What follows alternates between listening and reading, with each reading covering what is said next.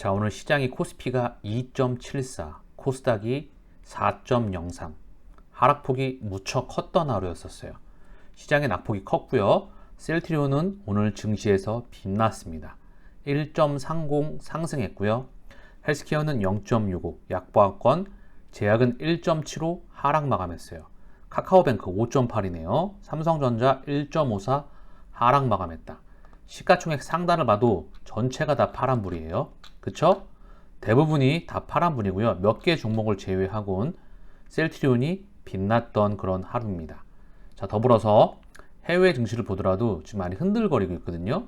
자, 해외 증시를 보게 되면 간밤에는 미국 증시가 상승으로 끝났는데 이 시장에 상승의 영향을 받지는 못하고요. 니케이가 0.37, 상해가 1.2%, 항생이 2.56, 그리고 현재 유럽 증시에 독일이 2.37, 프랑스가 1.96, 영국이 1.36 하락 중입니다. 자, 인베스팅닷컴을 한번 보자고요. 실시간으로요. 현재 미국 선물이고요. 영향을 받겠죠. 세계 증시의 영향을 1.35, 다우, S&P 1.61, 나스닥 1.88 하락 중이고요.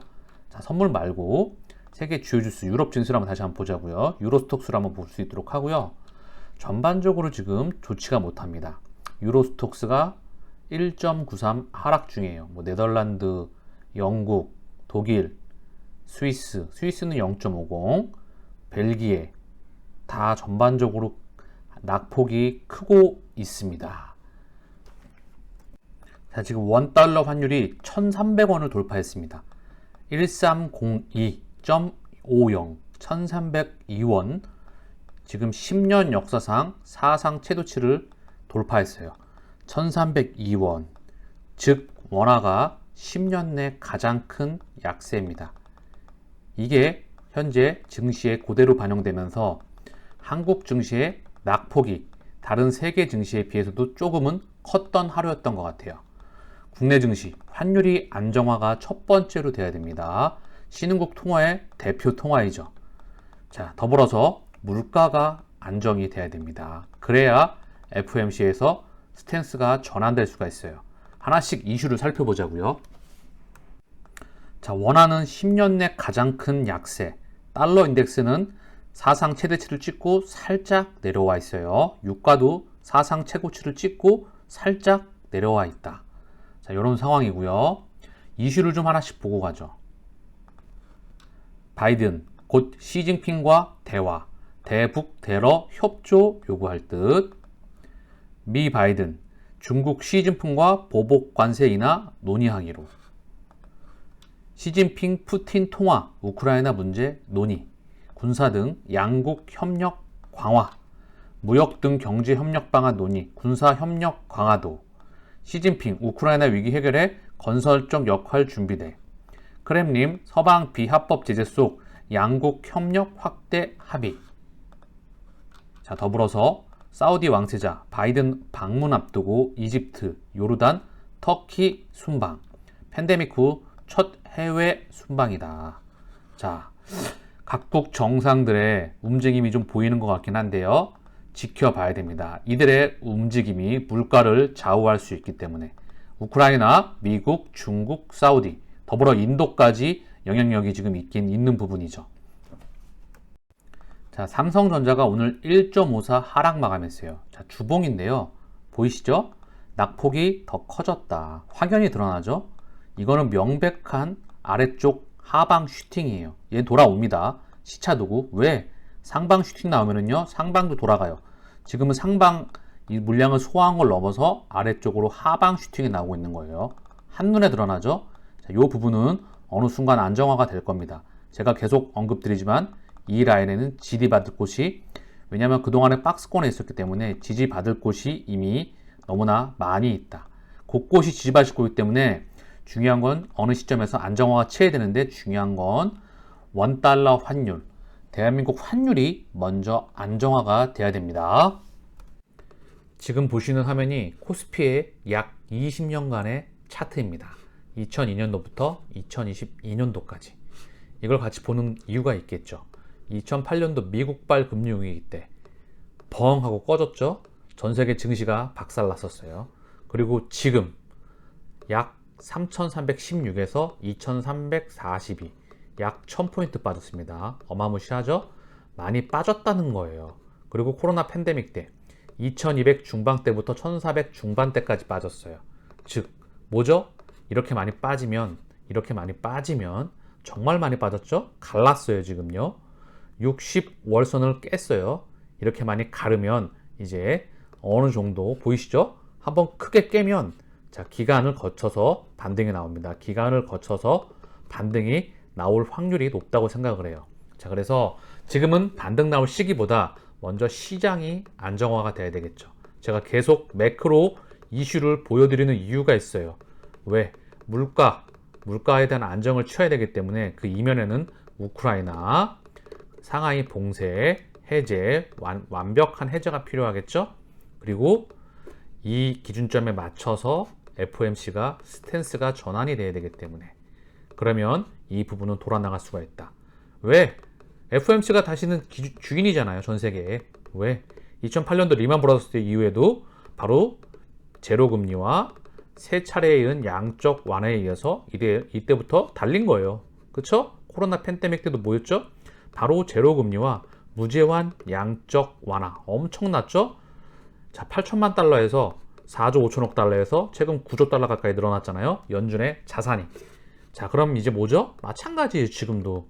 이렇게 빠그러지고 나면 연준의 스탠스가 바뀌어야 됩니다. 그래서 제가 계속 연준의 스탠스와 매크로 이슈들을 끊임없이 언급드리는 이유예요. 연준의 스탠스가 바뀌려면 이 물가, 생산량, 원자재에 대한 생산량에 대한 스탠스가 변화가 있어야 됩니다. 셀트리온의 공매도 누적 잔고입니다. 316만 4천 주. 다시 한번 320만 주에서 316만 주 역사상 최저 수준을 경신했어요. 자, 곧 있으면 이 앞에 2자로 바뀔 것 같습니다. 셀트리온의 하반기 실적 성장 아래 합병이 진행된다고 하면 그 부분을 예측하는 걸까요? 셀트리온 역사상 공매도 누적 잔고는 최저 수준에 와 있다. 다만 대차 잔고예요. 지금 40만 주 가까이 늘었죠. 42만 주, 1100만 주입니다. 자, 이 부분은 허수일까요? 조금 공포를 주는 걸까요? 또는 약간 협박을 주는 걸까요? 대차 잔고는 늘어났어요. 지켜봐야 되겠지만 실적, 숫자가 정말 중요합니다. 그래서 이 공매도 누적 잔고가 찐이라는 것을 증명하면서 합병 진행돼야 되겠죠. 자, 그래 어저께 지금 보게 되면은 217만 주 공매도 집계가 누적이 잘못되었죠. 이게 수기로 돼서 그런 것 같아요. 저는 어제 이 부분을 확인을 못했습니다. 제가 공매도 누적 잔고를 잘못 본 게 아니라 저는 어제 공매도 누적 잔고를 여기까지만 봤어요. 323만 주. 요 부분에서 잘못 나왔던 것 같아요. 수기가. 그래서 오늘 316만 주로 역사상 최저 수준에 와 있습니다. 스텔라라 임상 종료. 인생이 흐른다님께서 자료를 남겨주셨습니다. 자가면역 질환 125조 완성. 매년 성장 신기록 갱신하는 인터루킨 자가면역 질환 치료제 스텔라라 2차, 3차 치료제 7조, 9조, 11조. 셀트리온 최초의 인터루킨 치료제 스텔라라 임상 3상이 종료가 됐는데 2023년 9월 미국 특허가 종료된다. 바이오시밀러 개발 기업 중 암젠과 최고 선두권이다. 2022년 6월 3상 임상 종료, 미국 임상 사이트에 등재되었음. 자가면역 질환 치료제 포트폴리오 완성. 램시마, 램시마 SC, 유플라이마, 스텔라라. 절대 가볍지 않은 경사입니다. 그것도 암젠과 치열한 1위 경쟁. 1차 치료제 적응까지 적용되면 시장 파이는 더 급등됩니다. 자, 여기 크론병 치료제, 인터루킨 억제제 스텔라라 쭉 나오고 있죠. 그래서 이제는 실적만 나와라. 2분기 실적 대단히 중요합니다. 이런 폭락장 속에서 케이트는 신고가 행진. 외국인 매수세 지속이 급등의 이유이다. 셀트리온 외국인 수급이 상승세 원인. 이제 실적만 터지면 됩니다. 특히 램시마 SC와 유플라이마가 실적 관심의 핵심 포인트예요. 실제 램시마 SC와 유플라이마가 숫자가 어찌게 찍히느냐에 따라서 하반기 실적이 좌우됩니다. 셀트리온, 삼성바이오에피스, 한국의 큰 기회가 왔다. 에리엇반 스트리엔 마켄 대표, 인천의 아시아 최대 의약품 물류센터 바이오시밀러 글로벌 물류 선점. 자, 글로벌 업체가 보기에도 대한민국이 아시아의 최대 글로벌 바이오 항체 의약품 생산 기지이다. 여기서 물류망을 확보를 해야 된다라는 부분을 반증하고 있는 소식이라 생각이 됩니다. 블록버스터 오리지널 바이오 의약품의 특허가 잇따라 만료되고 있어 바이오시밀러 강자인 한국 기업들은 큰 기회를 맞았습니다. 세계 최초의 항체 바이오시밀러를 만든 회사가 대한민국의 바로 셀트리온이죠. 메이드 인 코리아를 세계 최초 한국에서 메이드 인 코리아를 달고 나갔던 의약품의 진풍경을 만들어낸 게 바로 셀트리온입니다. 자, 그래서 셀트리온, 삼성바이오픽스 등 국내 바이오 기업이 출시할 바이오시밀러 제품이 급증할 것이라는 판단에서이다. 글로벌 물류업체 UPS의 자회사인 마케는 완제 및 임상의약품을 배송하는 업체이다. 지난 9일 청라에 3,305제곱미터의 물류센터를 열었다. 글로벌 물류업체 가운데서도 마케는 콜드체인 등 물류 인프라를 잘 갖춘 곳으로 꼽힌다. 세계 25개국에 32개 물류센터를 두고 있다. 인천 물류센터는 이 회사의 17개 아시아 지역 물류센터 중 최대 규모이다. 마케는 한국 내 바이오시밀러 물동량이 급증할 것으로 보고 있다.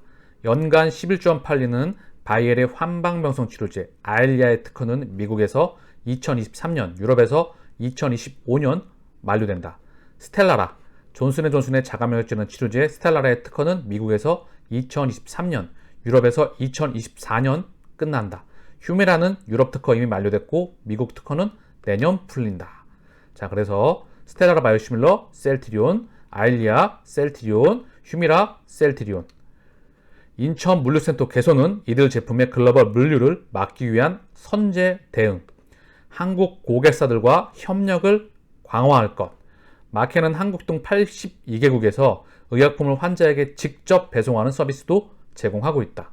우리 셀트리온의 미래가 밝은 이유를 다시 한번 이들이 증명해내고 있습니다.